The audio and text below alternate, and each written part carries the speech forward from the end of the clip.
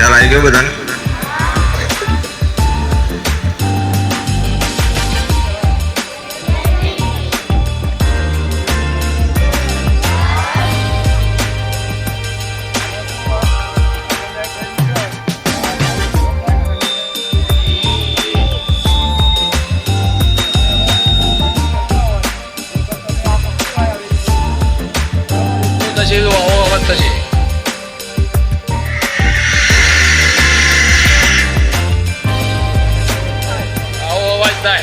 બરાબર, આરી bottle only for electric આગ હોય એમ જ વાપરી શકો તમે. કોમ્પ્યુટરમાં પેલું આરો એક્સટિંગ્વિશર તમે વાપરી શકો, પણ શું થશે, જે ઇક્વિપમેન્ટ હશે પાવડર એ કોમ્પ્યુટરમાં જતો રહેશે તો ઇક્વિપમેન્ટ આખું બગડી જશે.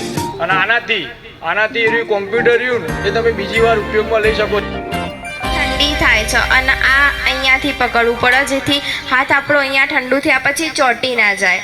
અને આ જ્યારે આપણો વાલ અહીંયા ઓપન કરવાનો હોય અને આ ઓપન કરીએ ને તો તેમાંથી અવાજ આવે તો ગભરાઈ ના જવાય અને આ પકડીને આગના ઉપર નાખી શકાય.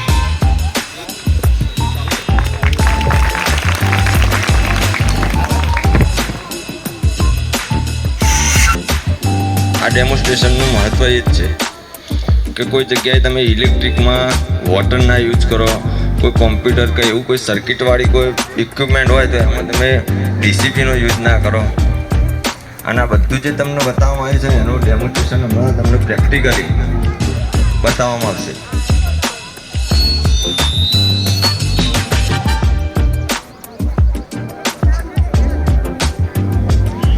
આ વસ્તુ તો જોયેલી છે ને બધાએ? શું કહેવાય આને? દેશી ભાષામાં કોળી, અમારી ભાષામાં આને ફાયરમેન એક્સ કહેવાય. આ અમારું મેન હથિયાર. વાયર કટિંગ કરી અને લાઇટ કનેક્શન બંધ કરી અમે ફાયર ફાઇટિંગ કરી અને આગ બુઝાવીએ. કોઈ જગ્યાએ તોડવા માટે લોક મારેલું હોય તો એમાં પણ આનો ઉપયોગ થાય. દરવાજા, કોઈ ગ્લાસ તોડવા હોય કોઈ બી જગ્યાએ, સૌથી અમારું મેન હથિયાર ફાયરમેન એક્સ.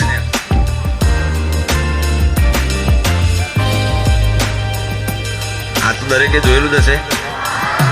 શું કહેવાય આને? Life jacket.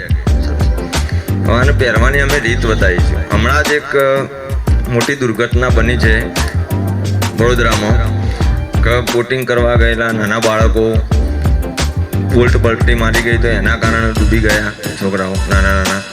હવે એ વખત જો એમને આ વસ્તુ પહેરાવવામાં આવી હોત લાઈફ જેકેટ તો એમનો બચાવ થઈ શકે. હવે આ પહેરીને બતાવશે, તમે ખાસ ધ્યાન રાખજો. હવે હું જેને કહીશ એનું ઊભું થવું પડશે. પહેલાં આપણો પહેરાય છે, આપણો સ્ટાફ. તું જ પહેરીને બતાવી દે. ધ્યાનથી જોજો હા, ગમે તેનું હું ઊભું કરીશ.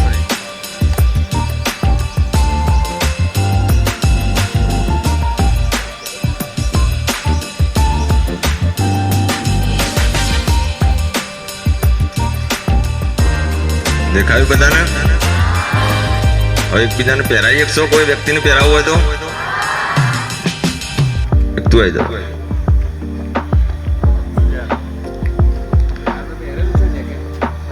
તું આવી જા, એમને બોલાવવા છે. આવી જા બેટા.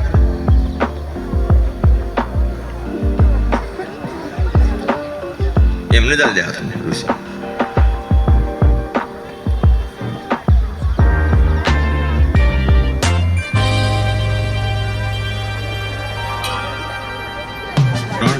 જીવ નહીં બચી શકે આનાથી એક જ વ્યક્તિનો જીવ બચશે. અને કોઈ બી જગ્યાએ તમે જો આ વસ્તુ તમને બોટિંગ માટે તો બરોબર છે કે કોઈ જગ્યાએ પ્રવાસમાં જવાનું તમને પહેરાવવામાં આવે, પણ કોઈ દિવસ એવી મોટી હોનારત બને છે કે મોટી સુનામી આવી જાય. હવે તમે કોઈ જગ્યાએ ફસાયેલા હો તો એ વખત હેલિકોપ્ટર દ્વારા તમને આ વસ્તુ નાખવામાં આવશે લાઈફ જેકેટ. પણ તમને પહેરતા આવડવું જોઈએ. તમને આનો યુઝ કરતા જ ના આવડતું હોય, આમાં કોઈ મોટી વસ્તુ નથી. જે રીતે આપણે શર્ટ પહેરીએ એ રીતે જ આને પહેરવાનું, પણ આનું ફિટ પરફેક્શન હોવું જોઈએ.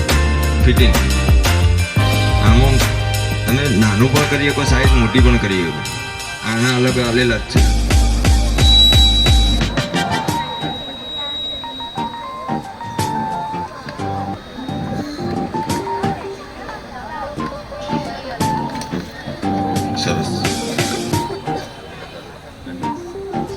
બચાવી શકે. એની જગ્યાએ જો તમને આ વસ્તુ મળી જાય, હવે કોઈ એક વ્યક્તિ આને પહેરવાની રીત જોઈ લેજો તમે.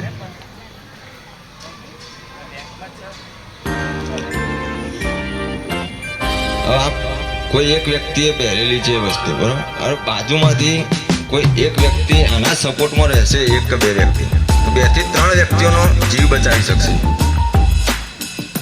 આ વસ્તુમાં એક લાઈફ જેકેટમાં એક જ વ્યક્તિનો જીવ બચે. આ લાઈફ બોરિંગ છે, એનાથી 2 વ્યક્તિથી 3 વ્યક્તિનો જીવ બચી શકે.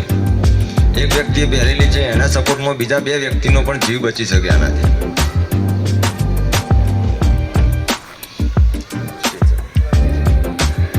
હવે આકસ્મિક કોઈ એવી વસ્તુ બની કે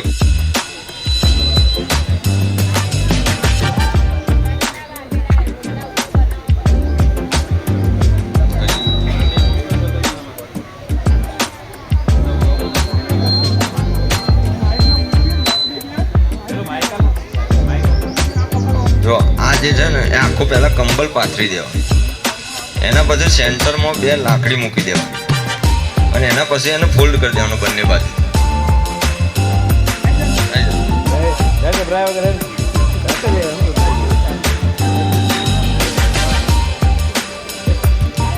જો આ આપણા પાસે જે વસ્તુ છે એનાથી ઇમરજન્સીમાં કોઈ વ્યક્તિને એક જગ્યાએથી બીજી જગ્યાએ લઈ જવા માટે બનાવેલું સ્ટ્રેચર છે. કે આ વસ્તુ તો આપણા પાસે અવેલેબલ હોય જ.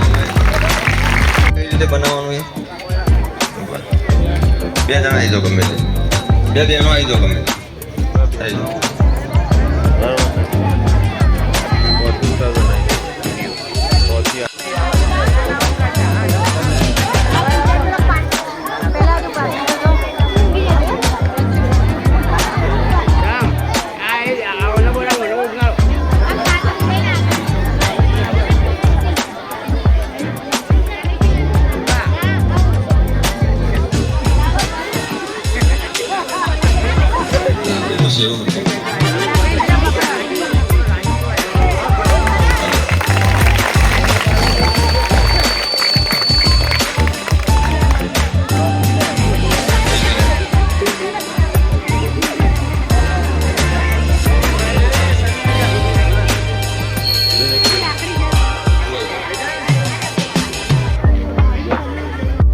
થોડું ધીરે ધીરે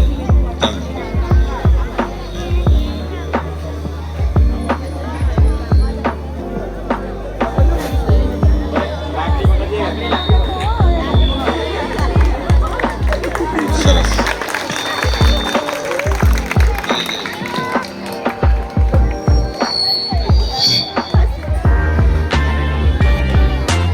આ જ વસ્તુ સ્ટ્રેચર આપણે કંબલથી બનાવે. હવે એ સ્ટ્રેચર તમને દોરી દ્વારા, કે ચલો કંબલ નથી તો રસ્તો છે આપણા પાસે, દોરી છે, તો એનાથી કઈ રીતે બનાવવું એ તમને બતાવશે. વાળેલી છે દોરી એ સિસ્ટમથી દોરી હાથ ઉપર વીંટી દેવાની. પછી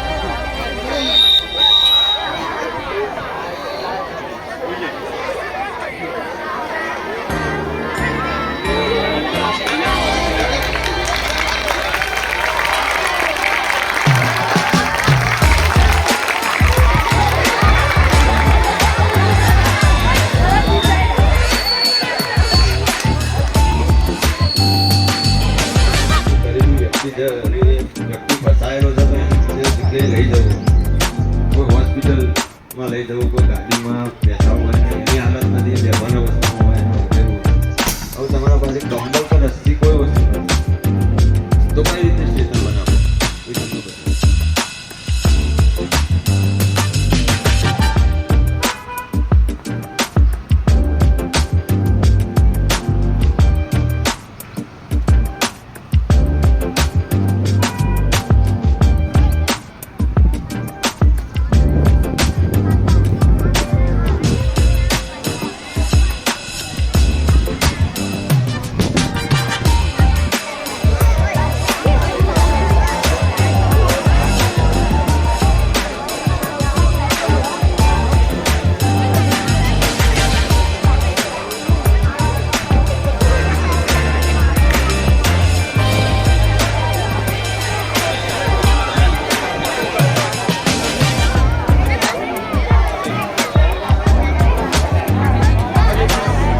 અત્યારે હાલ આપણા પાસે આ જેકેટ અવેલેબલ હતો તો જેકેટનું બનાવીને તમને બતાવ્યું કે આ રીતે પણ તમે સ્ટ્રેચર બનાવી શકો અને પોતાના જે ગરીબી વ્યક્તિ છે જે ઘાયલ છે એને તમે એક જગ્યાએથી બીજી જગ્યાએ સારવાર માટે કે બહાર જે જગ્યાએ વધારે નુકસાન થાય હોય એને તો ત્યાંથી તમે એને બહાર લઈ જોડે કે મેદાન ખુલ્લા મેદાનમાં અને એમાં એકદમ ગભરાઈને એક સાથે આપણે નીકળવાનો ટ્રાય કરીએ છીએ. એમાં ઘણી વખત એક સાથે નીકળતા આપણા જ કોઈ નજદીક મિત્રને આપણે એને નુકસાન પહોંચાડીએ છીએ કે ધક્કા મુક્કીમાં એને કોઈ વાગી જાય એ ભૂઈ પડી જાય એના ઉપર થઈને પસાર થઈ જઈએ. કોઈ બી જગ્યાએ તમારે ગમે ત્યારે કોઈ પ્રોબ્લેમ જો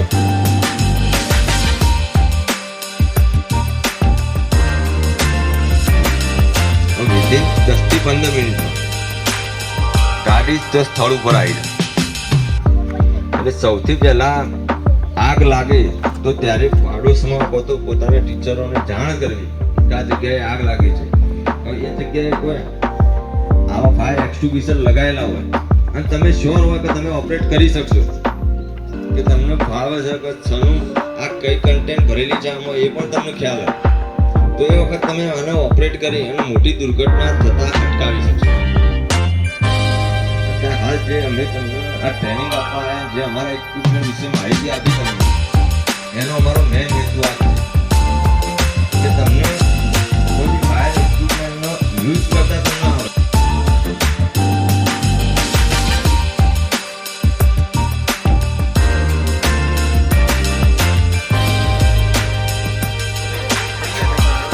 આ રીતે પણ તમે લઈ જાઓ બરોબર.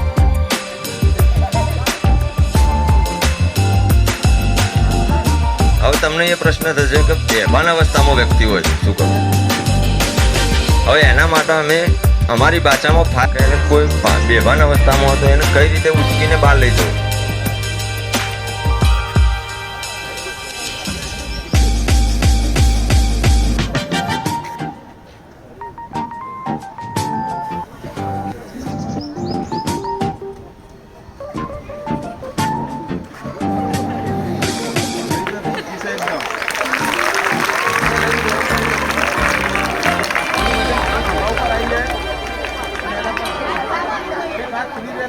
ચડવું હોય સીડી કે ઉતરવું હોય કે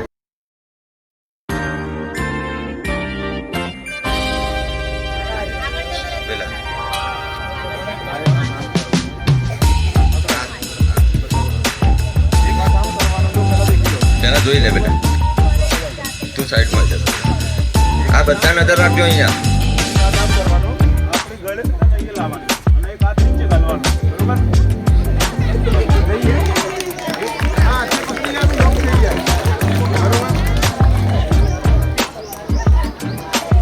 આ વસ્તુ અહીંયા શીખવાડવામાં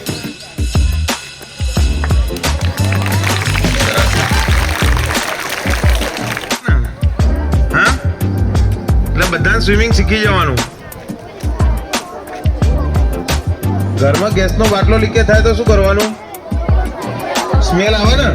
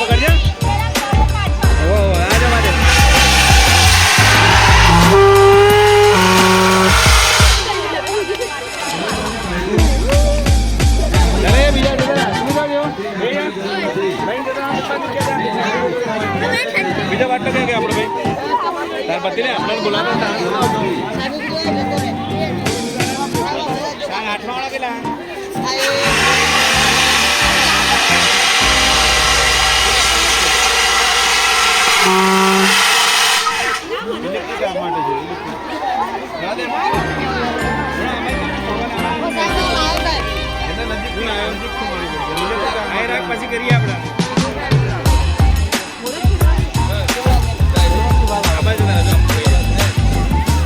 કોઈ નહીં કરવાનું બે